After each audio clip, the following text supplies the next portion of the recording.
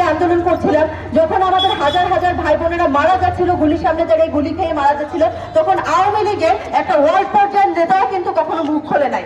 আমরা যখন বারবার ভাবছিলাম যে ক্ষমতা কাঠামোর বুঝি পরিবর্তন হয়ে গিয়েছে, বাংলাদেশেরও পরিবর্তন হবে, কিন্তু বাংলাদেশের যে রাষ্ট্র কাঠামো আছে, রাষ্ট্র কাঠামোর ভিতরে খুব বেশি পরিবর্তন দেখতে পাচ্ছি না এই কারণেই যে এখনো আওয়ামী লীগের বিচারের দাবিতে, আওয়ামী লীগ নিষিদ্ধের দাবিতে আমাদের রাস্তায় নেমে আসতে হয়।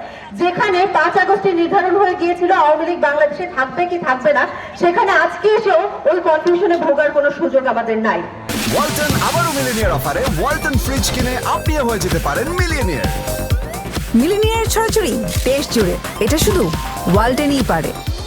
আপনারা জানেন বিভিন্নভাবে আওয়ামী লীগকে ফিরিয়ে আনার চেষ্টা করা হচ্ছে, দিল্লির প্রেসক্রিপশনে, কচুক্ষেতের প্রেসক্রিপশনে, ক্যান্টনমেন্টের প্রেসক্রিপশনে এবং বিভিন্ন রাজনৈতিক দলের প্রেসক্রিপশনে আওয়ামী লীগকে বাংলাদেশে রাজনীতি করার সুযোগ করে দেওয়ার জন্য বিভিন্ন ধরনের পায়তারা চলছে। কিন্তু আমরা বলে দিতে চাই, আগস্ট মাসে আমরা যেভাবে আওয়ামী লীগের বিরুদ্ধে রাস্তায় ছিলাম, এখনো আমরা সেভাবেই আছি। যতদিন পর্যন্ত আমাদের শরীরে এক বিন্দু রক্ত আছে, আমরা ততদিন পর্যন্ত বাংলাদেশে আওয়ামী লীগের রাজনীতি ফিরে আসতে দেব না।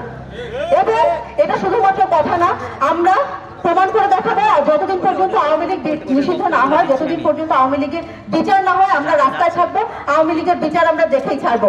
আপনারা দেখেছেন আওয়ামী লীগকে বিভিন্ন ভাবে তকমা দেওয়া হচ্ছে, ভালো আওয়ামী লীগ যারা আগস্ট মাসে গণহত্যায় সরাসরি ছিল না, যারা বিভিন্নভাবে প্রবাসে ছিল, আওয়ামী লীগের বিভিন্ন নেতার সন্তানেরা, তাদেরকে রিফাইন্ড আওয়ামী লীগ নাম দিয়ে নতুন করে বাংলাদেশে ফিরিয়ে আনার চেষ্টা করা হচ্ছে।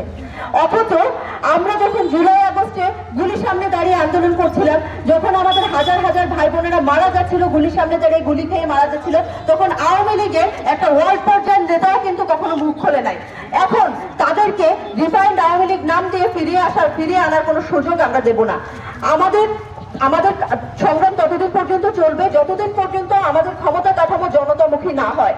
আমরা বিশ্বাস করি জনতামুখী ক্ষমতা ছাড়া কখনো একটা দেশের পরিবর্তন সম্ভব না। অথচ এই নতুন বাংলাদেশেও আমাদের ক্ষমতা কাঠামো শুধুমাত্র ক্যান্টনমেন্ট মুখী হয়ে যাচ্ছে।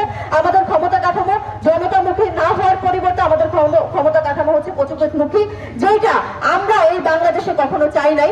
আমরা চাই আওয়ামী লীগ নিষিদ্ধ হোক, আমরা চাই আওয়ামী লীগের বিচার হোক। এইটা যদি কোনো ধরনের যদি কিন্তু ছাড়া আমরা আওয়ামী লীগের নিষিদ্ধের পক্ষে আছি এবং পক্ষে থাকবো। ইনকিলাব জিন্দাবাদ।